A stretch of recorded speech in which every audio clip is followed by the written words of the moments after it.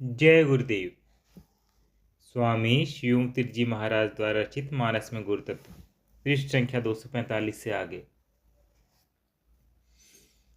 यह बात राम जी ब्रह्म भाव में स्थित होकर कह रहे हैं, इसलिए उन्होंने अनुग्रह मेरो कहा है। वैसे राम जी में गुरुतत्व सदैव प्रकट रहता था, किंतु गुरुतत्व की प्रतीति अपने से भिन्न होती थी, तो कभी निज अहम गुरुतत्व में ही स्थित होता था। राम जी गुरुतत्व के कोण पर खड़े होकर ही यह कह रहे थे, मनुष्य शरीर जैसी दृढ़ ना हो, ईश्वर की कृपा का साथ हो तथा गुरुदेव जैसा नाविक हो, तो यात्रा के सकुशल पूर्ण होने में कोई संदेह नहीं है। मनुष्य शरीर प्रदान करके मनुष्य को गुरुतत्व में विलीन होने के लिए ईश्वर सभी आवश्यक सुविधाएं जुटा देता है। अब यह मनुष्य पर ही आधारित है कि वह इस अवसर का लाभ उठाता है कि नहीं। जो मनुष्य इतनी सुविधाएं तथा स्वर्णिम अवसर के होते हुए भी भवसागर तरने का प्रयत्न न करे, वह कृतघ्न, मंदबुद्धि तथा आत्महत्यारा है। चौपाई। सुनत सुधा सम बचन राम के, गहे सबनी पद कृपा धाम के। जननी जनक गुर बंधु हमारे, कृपा निधान प्राण ते प्यारे। अर्थ, राम जी के अमृत के समान वचन सुनकर सबने कृपा धाम के चरण पकड़ लिए और कहा, हे कृपा निधान, आप हमारे माता पिता गुरु भाई सब कुछ हैं तथा प्राणों से भी अधिक प्रिय हैं। राम जी के वचन मधुर भी हैं तथा हितकारी भी। अमृत के समान कब तक भी पान किए जाओ पर तृप्ति होती ही नहीं। गुरु तत्व की अमृत वर्षा ऐसी ही होती है। यह शब्द मन अथवा बुद्धि से नहीं निकलते, न ही हृदय से उद्भूत होते हैं। यह गुरु तत्व की वाणी है जो चित्त से अतीत अवस्था उदय होती है तथा चित्त और वाणी के द्वारा प्रकट होती है। यह वाणी कहीं तो जगत में प्रकट होती है तथा कहीं मनुष्य से अपने अंतर में श्रवण करता है। बहिर्वाणी को आहतनाद तथा अंतर्वाणी को अनाहतनाद कहा जाता है। सोरठा। गुरु बिन होई की ज्ञान, ज्ञान की होई विराग बिनो। गावहीं वेद पुराण, सुख की लही हरि भगति बिन। अर्थ, गुरु के बिना क्या ज्ञान संभव है? वैराग्य के बिना कहीं ज्ञान हो सकता है? इसी प्रकार वेद तथा पुराण कहते हैं कि हरि भक्ति के बिना सुख क्या कभी मिल सकता है? इसका अर्थ है कि गुरु तथा वैराग्य से दोनों प्रकार से ज्ञान होता है, किंतु गुरु से आत्मा का ज्ञान होता है तथा वैराग्य से जगत के यथार्थ स्वरूप का ज्ञान। केवल वैराग्य से आत्मज्ञान नहीं हो पाता।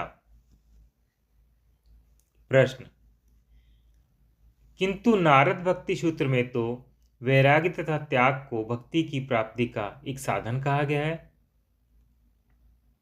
उत्तर, भक्ति की प्राप्ति का साधन कहा गया है, आत्म प्राप्ति का नहीं। अभ्यास तथा त्याग से सद्गुरु स्वरूप आह्लादिनी शक्ति की जागृति होती है। यही परम प्रेम रूपा भक्ति की उपलब्धि है। चित्त शुद्ध होते होते प्रथम आत्माराम अवस्था उदय हो जाती है, जिसे सस्मिता संप्रात सप्रज्ञात कहा जा सकता है। फिर आह्लादिनी की कृपा से ही आत्मस्थिति प्राप्त होती है। भक्ति का ज्ञान होना आत्मज्ञान प्राप्त होना नहीं। योग के ग्रंथों में गुरु तत्व को प्रत्येक चेतना या कुंडलिनी कहा गया है, जो भक्ति विषयक ग्रहों में आह्लादिनी शक्ति बात एक ही है। चौपाई। गुर बिनु भवनिधि तरेन कोई, ज्यों विरंची शंकर सम होई। संशय सर्प ग्रसेयु मोहिताता, दुखद लहरी कुतर्क बहुब्राता। अर्थ, गुरु के बिना कोई भवसागर नहीं तर सकता। चाहे वह ब्रह्मा जी तथा शंकर जी के समान ही क्यों न हो। गरुड़ जी ने कहा है, हे तात, मुझे संदेह रूपी सर्प ने डस लिया था तथा बहुत सारी कुतर्क रूपी दुखदायक लहरें उठ रही थी। अर्थात गरुड़ जी ने काकभूषुंडी जी को गुरु स्वीकार कर लिया है। इससे पूर्व उनसे वह राम कथा श्रवण कर चुके थे कि तब तक काकभूषुंडी जी को केवल एक संत ही मान रहे थे। तब उन्होंने उपदेश दिया कि तभी गरुड़ जी सामने काकभूषुंडी जी का गुरु रूप प्रकट हुआ। नवधा भक्ति में भक्ति प्राप्ति का यही क्रम बताया गया है। सर्वप्रथम संतों के साथ संग करो, दूसरी भक्ति में भगवान की कथा प्रसंगों में प्रीति हो जाए, गुरुपद पंकज सेवा तीसरी भक्ति अमान, फिर तीसरे स्थान पर गुरु की अभिमान रहित सेवा तथा गुरु चरणों में प्रेम कहा गया। आजकल इसका क्रम बहुत बदल गया है। शिष्य भी यह चाहता है कि गुरु मुझे जाते ही दीक्षा दे दे तथा गुरु भी यह चाहते हैं कि जल्दी से जल्दी दीक्षा दी जाए ताकि शिष्य कहीं और जगह से दीक्षा न ले ले। न तो एक दूसरे को परखा जाता है, न ही सत्संग होता है और न ही शिष्य कुछ सेवा करता है, न ही उसके अधिकार का निर्णय किया जाता है। इस प्रकार गुरु शिष्य संबंध प्रायः जर्जर होकर रह गया। गुरु शिष्य दोनों के लिए नर्क के द्वार खुल जाते हैं। तुलसीदास जी ने बड़ी सूक्ष्मता से हर बात पर विचार करके गुरु तथा शिष्य दोनों की मर्यादाओं का प्रतिपादन किया है। उन्होंने पहले हर बात को स्वयं अनुभव किया है, फिर प्रतिपादन किया है। उन्होंने पहले हर बात के स्वयं अनुभव किया है और फिर लिखा है। चौपाई। सौभागिनी विभूषण हीना, विधवन के सिंगार नवीना, गुरशिष बधिर अंध का लेखा, एक न सुनई एक नहीं देखा। अर्थ, गुण संपन्न एवं सुंदर पति को त्याग कर अभागी स्त्रियां पर पुरुष का भजन करती हैं। गुरु तथा शिष्य की स्थिति अंधे तथा बहरे के समान है, एक सुनता नहीं एक देखता नहीं। सुहागन स्त्रियां तो आभूषण रहित हैं, किंतु विधवाओं के नित्य श्रृंगार होते हैं। शिष्य सुनता नहीं, गुरु देखता नहीं।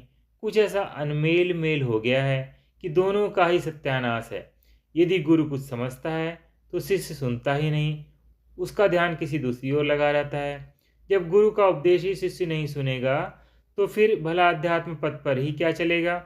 गुरु भी अंधे के समान ही है, जो विषयासक्त अभिमानी तथा क्रोधी को शिष्य स्वीकार कर लेता है, गुण अवगुण या अधिकार का कुछ ध्यान नहीं करता। ऐसे गुरुओं को परमार्थ से कुछ लेना देना नहीं है। गुरुपने का अभिमान, सेवा भेंट का स्वार्थ, आराम का जीवन, शिष्य का जो हो सो हो। अब इसका उल्टा अर्थ करके देखते हैं। गुरु बहरा है, न उसके पास साधन है न ही शस्त्र ज्ञान। गुरु बहरा है, न उसके पास साधन है न ही शास्त्र ज्ञान। प्रारब्ध में लिखा था इसलिए गुरु बन गए, न कोई अनुभव न विवेक। शिष्य यदि कोई प्रश्न पूछता है तो गुरु को कुछ समझ ही नहीं आता। काला अक्षर भैंस बराबर वाली स्थिति है। यही बहरे का भाव है। शिष्य तो अंधा है ही, इसलिए तो गुरु की खोज में आया था, किंतु गुरु तो बहरे के साथ अंधा भी है। पृष्ठ संख्या 248 की समाप्ति। जय गुरुदेव।